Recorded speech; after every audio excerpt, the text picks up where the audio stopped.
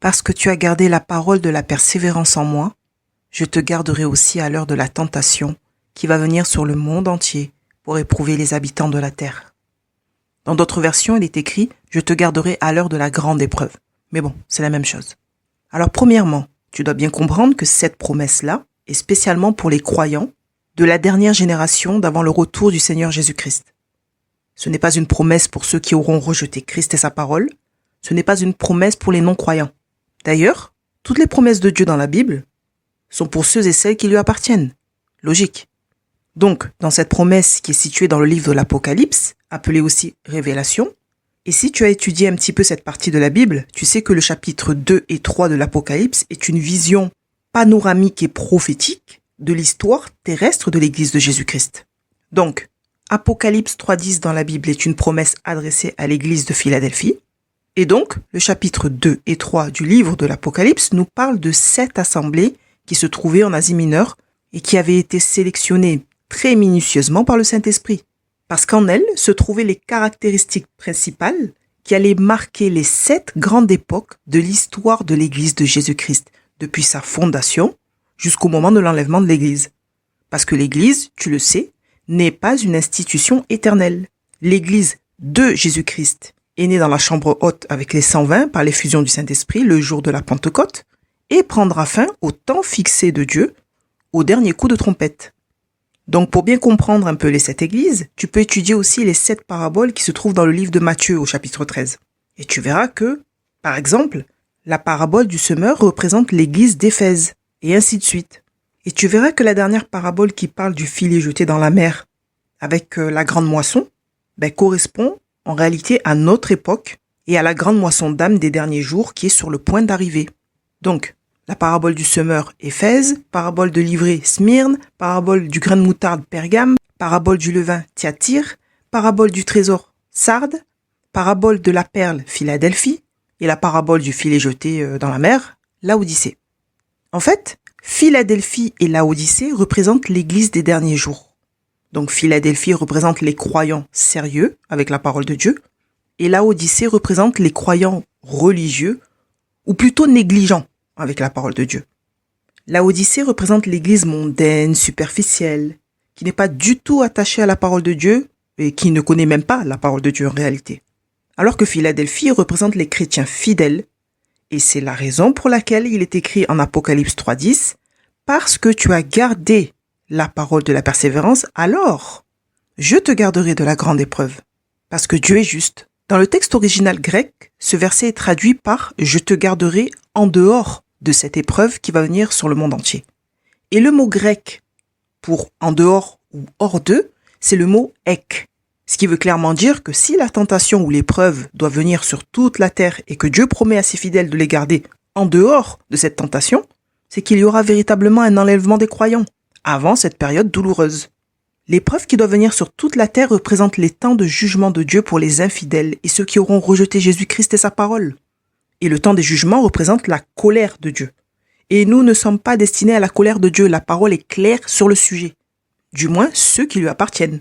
Et c'est pourquoi nous devons discerner en quelle période nous sommes et nous préparer au retour du Seigneur en mettant sérieusement nos vies en ordre. Ce n'est plus le moment de jouer en Christ. Même le diable et ses démons savent très bien que Jésus est sur le point d'arriver. Ils savent à peu près à quelle période Jésus doit revenir. Et c'est la raison pour laquelle nous avons une conversation très particulière entre Jésus et des démons dans la parole. Dans Matthieu 8, 29, tu lis « Et voici, ils s'écrièrent, qu'y a-t-il entre nous et toi, fils de Dieu ? Es-tu venu ici pour nous tourmenter avant le temps ?» Les démons disent « avant le temps » parce qu'ils savent très bien que Dieu est très organisé et que Dieu a un emploi du temps qu'il respecte toujours. Et les démons savent aussi qu'au temps fixé de Dieu, ils seront jetés dans un lieu de tourment éternel qui est les temps ardents de feu. Le Dieu de notre Bible, là, ce n'est pas un Dieu de désordre. Il fait tout parfaitement et il planifie tout dans les moindres détails. Et c'est pour nous faire participer, justement, à tout son programme merveilleux qu'il a instauré l'espace-temps lors de la création de la Terre. Ce n'est pas pour lui-même qu'il a créé le temps. Ce n'est pas pour lui-même qu'il a créé les jours, les heures, les époques. Dieu n'a pas besoin de savoir l'heure. Il n'a pas besoin de savoir s'il est 15h, 16h, l'heure du goûter ou l'heure de manger. Il n'a pas besoin de savoir quel jour on est ni en quelle année. De toute façon, il a toujours su toutes choses. Il a toujours été et sera toujours. Il sait tout. Mais ce n'est pas une nécessité pour lui de créer le temps. C'est pour la connaissance de l'homme qu'il a instauré l'espace-temps à la création de la terre. C'est pour nous faire connaître ses plans merveilleux. Et au programme de Dieu, dans cet emploi du temps spécialement créé pour l'homme, il y avait le temps de la venue d'un sauveur. C'est pourquoi nous lisons dans la parole.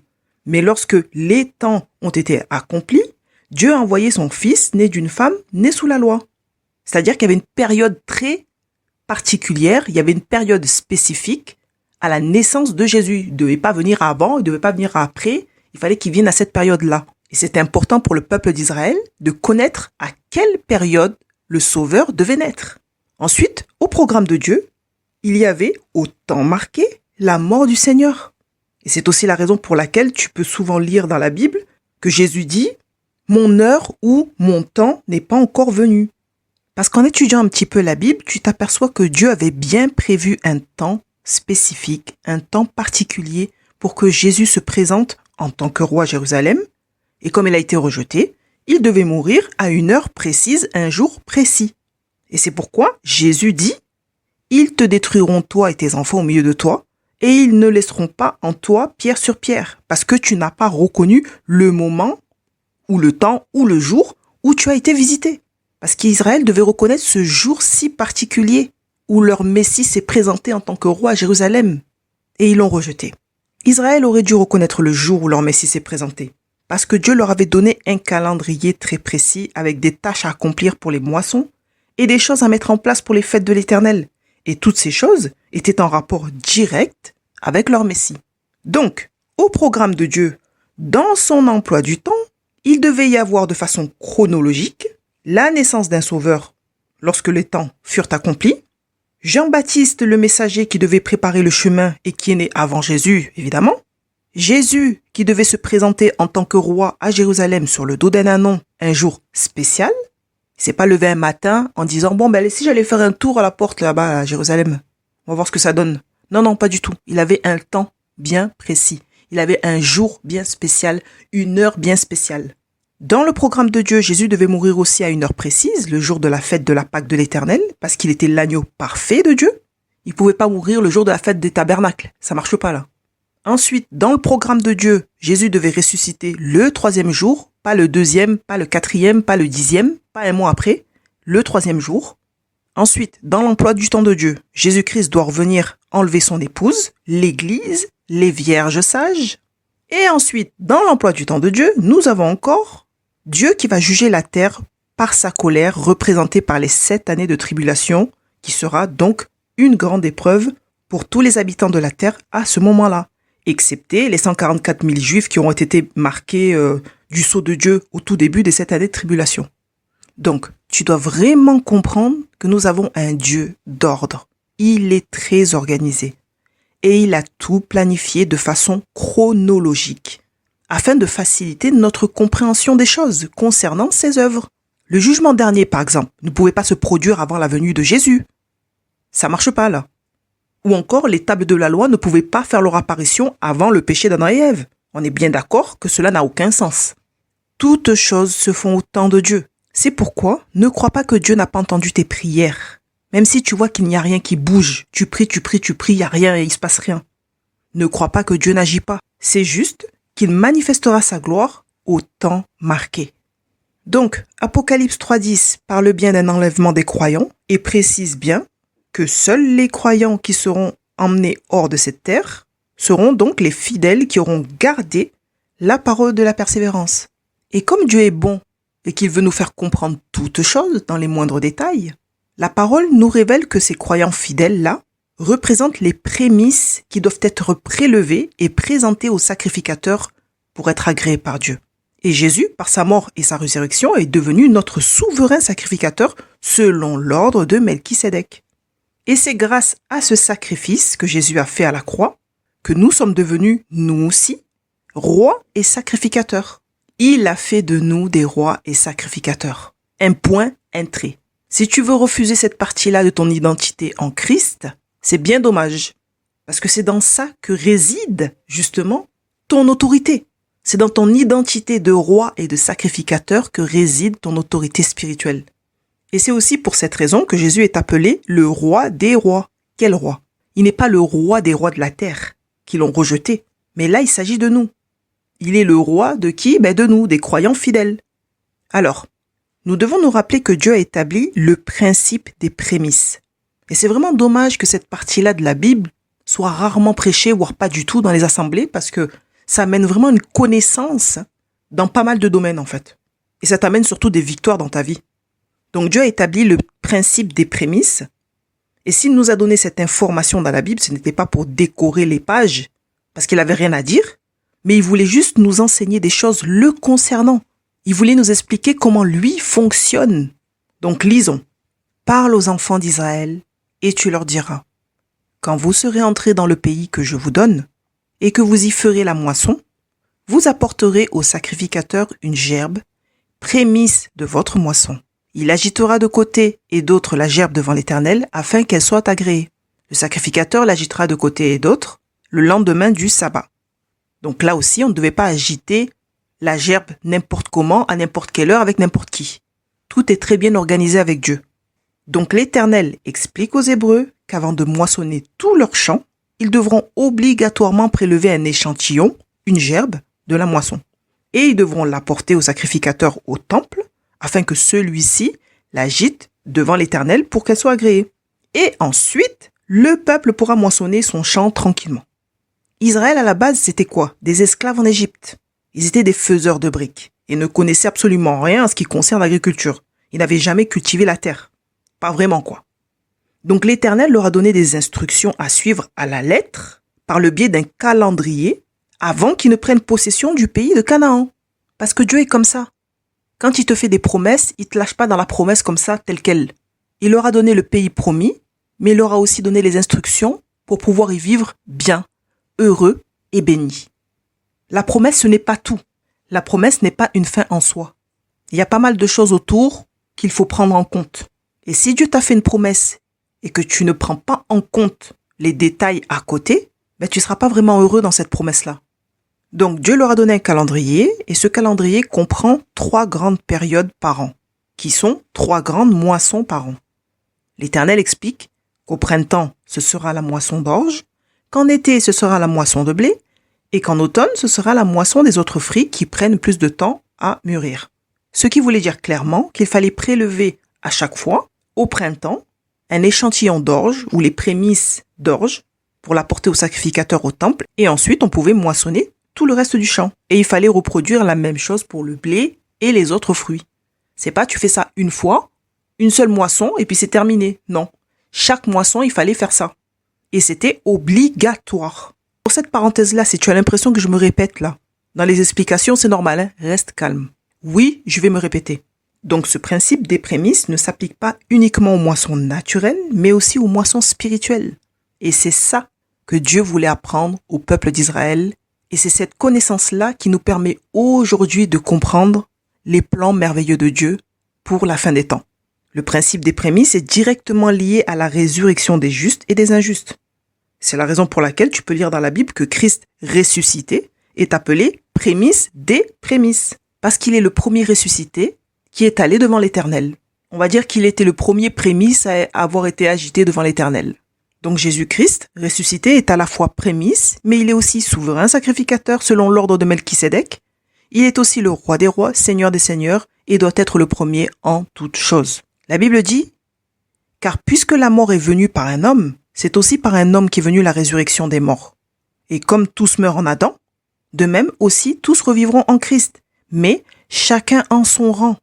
Christ comme prémisse pour ceux qui appartiennent à Christ lors de son avènement. » Donc là aussi, dans la Bible, même quand on parle de résurrection des justes, tu ne ressuscites pas n'importe comment. C'est chacun en son rang, tout est très bien organisé. Dieu n'est pas un Dieu de désordre. Ça, c'est l'homme. Donc il faut comprendre que ceux qui sont morts en Christ et qui ont été fidèles ressusciteront, oui, mais chacun en son rang. Et quand tu étudies les textes, tu te rends compte qu'il y a plusieurs rangs et qu'il y en a 7. Pour la moisson d'orge au printemps, le rang numéro 1, c'est Christ, puisque la Bible dit qu'il est prémisse des prémices et doit être le premier en toutes choses. Le rang numéro 2, c'est les plusieurs saints de l'Ancien Testament là, qui sont ressuscités après la résurrection de Christ, que tu lis là dans la parole. Ensuite, il y a la moisson de blé. En été, le rang numéro 3 sera les plusieurs saints du Nouveau Testament. Le rang numéro 4, il s'agit d'une grande foule qui va arriver au ciel après l'enlèvement. Le rang numéro 5, il s'agit des 144 000 juifs qui ont été scellés au début des 7 années de tribulation et qui ont été enlevés au ciel au milieu des 7 années de tribulation. Le rang numéro 6, là, il s'agit de la grande moisson de la terre. On parle de ceux qui auront accepté Jésus-Christ grâce à la prédication de l'ange qui va prêcher un évangile éternel. Et le 7e rang, il s'agit des martyrs de la période des tribulations. Là, il s'agit des vierges folles qui ont été décapitées, qui ont donné leur vie en martyr à cause du témoignage de Jésus-Christ. Durant la période de cette année de tribulation, les chrétiens négligents qui sont restés là. Donc, tu as bien saisi qu'il y avait 2 types de moissons. Une moisson naturelle, au printemps, à la fête de Pâques, c'est la moisson d'orge. En été, c'est la fête de la Pentecôte, c'est la moisson de blé. En automne, c'est la fête des tabernacles, et c'est la moisson des autres fruits qui prennent le plus de temps à mûrir. Et pour finir, il y a aussi une moisson spirituelle. On va dire que l'orge peut être représentée par les saints de l'ancienne alliance, le blé sont les saints de la nouvelle alliance, et les autres fruits, la dernière génération en Israël. Parce que la Bible nous déclare que, à la fin, tout Israël sera sauvé. Tout Israël qui? Et ceux qui vont rester là à la fin quoi? Le reste.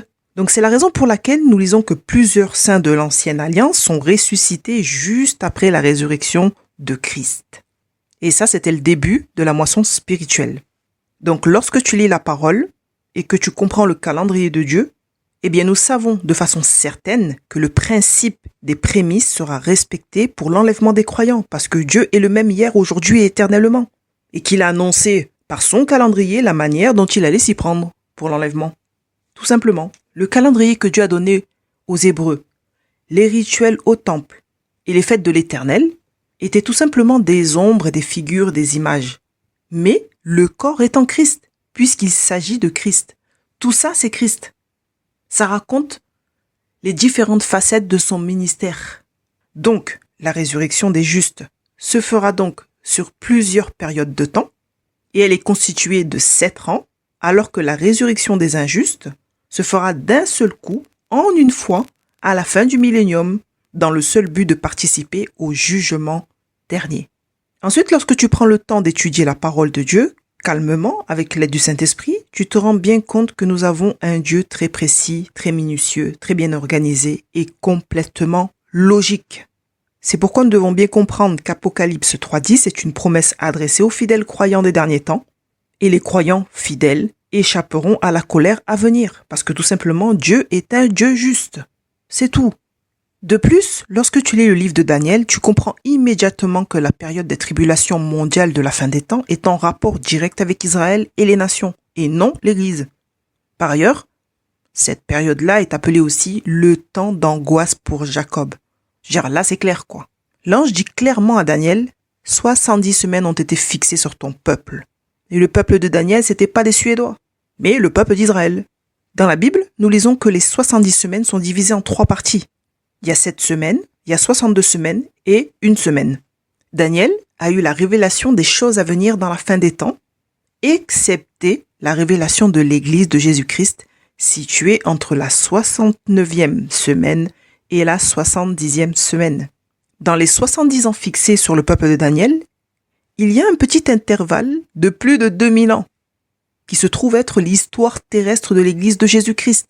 Daniel n'avait aucune idée, aucune connaissance de l'Église, puisque l'Église était un mystère caché de tous les temps, qui a été révélé uniquement aux apôtres. Et c'est écrit dans la parole.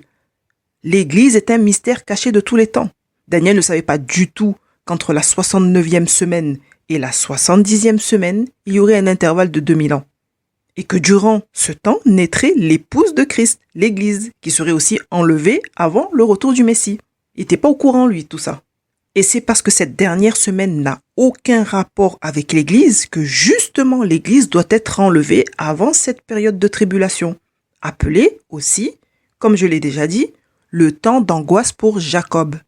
Donc, si tu es né de nouveau, baptisé d'eau et d'esprit, que tu marches dans la sanctification avec un cœur pur, que tu as réellement accepté Jésus-Christ comme Seigneur et Sauveur de ta vie et que tu le reconnais comme étant le Fils du Dieu vivant qui a donné sa vie en sacrifice à la croix pour le rachat de l'humanité et qui est ressuscité le troisième jour, alors sois en paix. Tu seras gardé des jugements. Tu seras gardé de la colère de Dieu à venir, parce qu'elle n'est pas pour toi. Ton billet pour le ciel est déjà prêt. La seule chose qui te reste à faire, c'est de te préparer avant de partir. Parce que sache, mon ami, que rester là, durant la période des 7 années de tribulation, ne pas être enlevé par le Seigneur, c'est un choix qui te revient à toi. C'est pas Dieu qui décide ça pour toi. C'est toi qui as décidé de bouder les choses de Dieu, de n'en faire qu'à ta tête, d'avoir un mauvais cœur, un mauvais comportement. C'est comme si tu disais à Dieu, j'ai pas envie de partir. Voilà. Donc je ne te connais pas, certes, mais je peux affirmer que tu n'as pas du tout envie d'être présent durant cette période des 7 années de tribulation sur cette terre. Si véritablement tu veux rester là, c'est que tu n'es pas tout seul dans ta tête et qu'il te manque des cases. À part prier pour toi, je peux rien faire d'autre, de plus. Et si tu fais le choix de vivre n'importe comment en Jésus-Christ au lieu de marcher pieusement, ce sera ton choix. Un choix que tu vas devoir assumer dans les larmes. Et dans un niveau de stress, je te raconte pas. Donc, définitivement, l'Église ne sera pas là durant la période des 7 années de tribulation. D'ailleurs, le mot Église n'apparaît même plus dès le chapitre 4 de l'Apocalypse. Et si l'Église de Jésus-Christ était présente à cette période, elle n'aurait jamais laissé faire le gouvernement de l'Antéchrist. Tranquillement. L'Église aurait protesté. C'est le minimum. Bref, nous devons nous préparer sérieusement parce que nous sommes sur le point de voir toutes les dernières prophéties d'avant l'enlèvement des croyants. C'est-à-dire que, premièrement, nous nous attendons à n'importe quel moment à une attaque surprise, l'attaque de Gog et Magog. Nous lisons dans la parole de Dieu que c'est Dieu lui-même qui va intervenir en faveur d'Israël et qu'à ce moment-là, la terre saura que c'est Dieu qui est intervenu. Et là, il y aura une prise de conscience mondiale concernant l'existence de Dieu. Et dès cette période, il n'y aura plus d'athées en fait, mais uniquement des gens qui rejetteront Dieu de façon volontaire. Ils vont rejeter Dieu avec la connaissance de son existence. Deuxièmement, garde le cap. Parce que l'intervention de Dieu dans cette attaque et la prise de conscience mondiale de son existence va permettre une grande moisson d'âmes. Alors tu dois garder espoir pour les membres de ta famille, pour tes amis et pour tous les gens que tu as évangélisés. Troisièmement, cette attaque surprise va engendrer la formation des 10 nations de la fin décrite dans la parole, dans le livre de Daniel, parce que selon les prophéties de Daniel, l'Antéchrist doit sortir du milieu de 10 nations. Et il est certain que cette attaque surprise va causer des dégâts monstrueux sur le plan politique, économique et religieux, ce qui va obliger une alliance pour limiter le chaos mondial provoqué par cette guerre. Quatrièmement, l'Antéchrist prendra de la puissance et sera révélé donc officiellement, comme le dit la parole, en confirmant cette alliance de paix et de sécurité d'une durée de 7 ans. Et à partir de là, mon ami, dès lors que cet homme-là sera connu dans les médias, on saura sa tête, on saura son nom, on saura tout de lui, comme étant celui qui confirmera une alliance de paix et de sécurité d'une durée de 7 ans, ce sera terminé. Commencer à changer à ce moment-là, mettre sa vie en ordre, j'ai envie de te dire que c'est déjà bouclé en fait. Tu vas rester là, c'est mort. À partir du moment où tu vas voir cet homme-là à la télé, que tu vas entendre parler de lui aux infos, celui qui sera l'officiel, donc là on aura la révélation, c'est fini. Le départ, le top chrono est là. On ne sait pas quand est-ce qu'on va partir, qu'on va être enlevé. 1 jour, 2 jours, 1 mois, ce sera peut-être pas 1 an, ça c'est clair. Mais en tout cas, on va décoller. Et tu le lis dans l'histoire des vierges folles et des vierges sages qui ont quand même le temps de communiquer pour se donner les dernières instructions. Du moins, les vierges sages donnent les dernières instructions aux vierges folles. Donc ça veut dire qu'il va y avoir un temps, court, mais un temps, où on pourra communiquer. Se dire au revoir, quoi, tout simplement.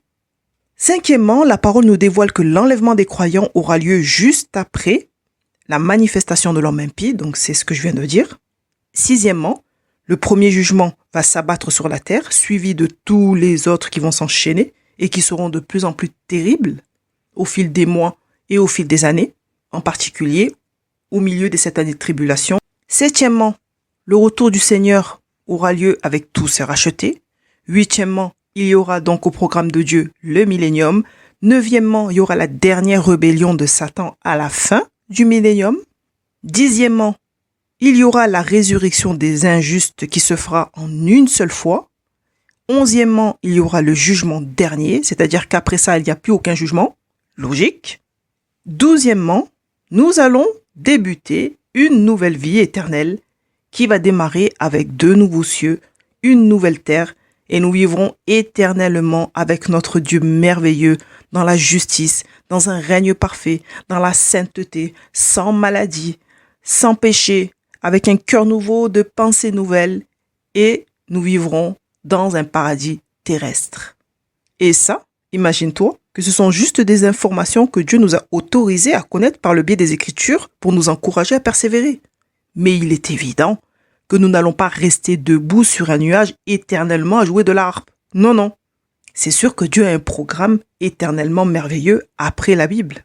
Ce n'est pas écrit, certes, mais c'est évident. C'est pourquoi tu dois tenir bon, mon frère, ma sœur. Bon, maintenant, si malgré les avertissements, les rappels, tu as raté l'enlèvement, premièrement, bon courage à toi. Vraiment, bonne chance. Si tu as été courageux pour prendre la décision de rater l'enlèvement, tu vas devoir redoubler de courage une fois que l'épouse de Christ aura été enlevée. Parce qu'imagine-toi, tu vas te retrouver sur une terre sans sel, sans lampe. Parce que le sel de la terre aura été enlevé. Le sel, c'est nous. Sans lumière, parce que nous sommes aussi la lumière. Maintenant, toi, tu restes là dans les ténèbres. Courage, franchement courage. Donc, que devras-tu faire si tu rates l'enlèvement? Premièrement, repens-toi vite. Et sérieusement en plus. Là, tu vas plus blaguer avec la repentance, de toute façon. C'est même toi qui vas la prêcher. Tellement que tu vas maîtriser le sujet, mais d'une force. Deuxièmement, trouve un lieu où te cacher. Et prends un maximum de Bible avec toi pour la route, pour en donner aux gens que tu vas évangéliser. Il va falloir faire ça très vite, puisque les Bibles de toute façon vont disparaître. D'ailleurs, actuellement, il faut faire attention. Le gouvernement de l'Antéchrist à ce moment-là va empêcher les ventes. Et ou modifiera les Bibles pour les adapter à la nouvelle religion mondiale qui sera imposée au monde entier, la Babylone religieuse. Et évidemment, médite ta Bible tous les jours. Le mieux, c'est que tu l'apprennes par cœur. Troisièmement, ne crois pas les médias qui vont justifier la disparition des gens par la venue d'extraterrestres ou de projets scientifiques tests. Quatrièmement, ne crois pas les belles paroles spirituelles de l'Antéchrist, parce que lui aura vraiment un grand pouvoir de séduction et de manipulation. La Bible nous déclare qu'il va venir avec la puissance du diable, donc évidemment qu'il va pouvoir endormir les gens, et très facilement en plus. Et le premier qui va se faire endormir, c'est celui qui n'aura aucune connaissance des choses de Dieu. Cinquièmement, ne prends pas la marque de la bête, si toutefois tu restes jusqu'à là. J'espère pas pour toi. Mais, si toutefois, ne prends pas la marque de la bête. En prenant la marque de la bête, il n'y a pas de rachat possible, c'est fini. Sixièmement, attends-toi à être vendu par les gens de ton entourage. Possible que l'on te jette en prison, surtout si tu dis que tu es chrétien. Septièmement, attends-toi à mourir. Et attends-toi à mourir par décapitation si tu témoignes Christ en cette période-là. Huitièmement, attends-toi à tout perdre, surtout si tu n'acceptes pas la marque de la bête. Donc si tu prévois de rester jusque-là, apprends à vivre comme l'homme de la jungle là qu'on voit à la télé, là, dans les documentaires. Parce que tu ne sais pas du tout dans quelles conditions tu vas devoir survivre. La parole, elle est claire. Tu ne pourras ni acheter ni vendre sans la marque. Maintenant, tu vas vivre comment? Tu n'as pas d'électricité, tu n'as pas de téléphone. Tu n'as pas de quoi boire, tu n'as pas de quoi manger, tu n'as pas de toit sur la tête. Tu vas vivre comment? Donc, apprends les trucs de survie, si tu as envie de rester jusqu'à là. Mais bon. Neuvièmement, écoute les instructions des 2 témoins que Dieu va envoyer à Jérusalem. La Bible nous dit que l'un d'eux, c'est Élie le prophète, et l'autre, logiquement, devrait être Enoch. Parce que ce sont les 2 seuls qui n'ont pas vu la mort, en fait, dans la Bible. Et ils doivent mourir sur place à un moment donné. Donc, comme la Bible dit qu'il est possible à l'homme de ne mourir qu'une seule fois, et qu'après cela vient le jugement, on peut se dire qu'Enoch sera bien le 2e témoin. Même si certains disent que c'est Moïse et tout, mais Moïse est mort. Donc, ça peut pas marcher. Donc ces 2 témoins-là, ils prêcheront la repentance et ils donneront des instructions qu'il faudra bien mettre en pratique. Il faudra bien les écouter. J'espère que tu ne seras pas dur au point de même pas écouter les 2 témoins, parce que là, vraiment, c'est chaud sur toi, quoi. Dixièmement, si tu es encore vivant, au moment où les anges vont faire le tour du globe, alors écoute-les aussi. Écoute les discours des anges. Surtout que l'un d'eux va prêcher un évangile éternel. Aujourd'hui, la mission de l'Église est de prêcher l'évangile. Maintenant, si c'est des anges qui sont obligés de prêcher l'évangile autour du globe, c'est que définitivement, l'Église ne sera plus là. Voilà, je n'espère pas que tu resteras ici. Moi-même, je travaille tous les jours de ma vie pour ne pas rester là. Parce que j'ai envie de voir mon Jésus, j'ai envie de voir mon époux, tout simplement. Donc, j'essaie de me préparer au maximum. Quand tu pars en voyage, il te faut des bagages. Mais pour aller au ciel, il faut laisser tes bagages. C'est comme ça que tu dois te préparer. Laisser ton mauvais comportement. Laisser ton mauvais cœur. Laisser tes mauvaises pensées. Laisser tout ce qui n'est pas bon. Elle est là ta préparation. Il faut aller au ciel le plus léger possible. Donc fais le bon choix avant qu'il ne soit trop tard. Rappelle-toi que le Seigneur, il a des choses merveilleuses pour nous. Il a un programme merveilleux, éternel pour nous. Souviens-toi que Dieu t'aime. Souviens-toi que Dieu est fidèle et que ce qu'il a dit, il l'accomplira. C'était ta sœur Charlène, diaconos de l'Église de Jésus-Christ. Que Dieu te bénisse abondamment.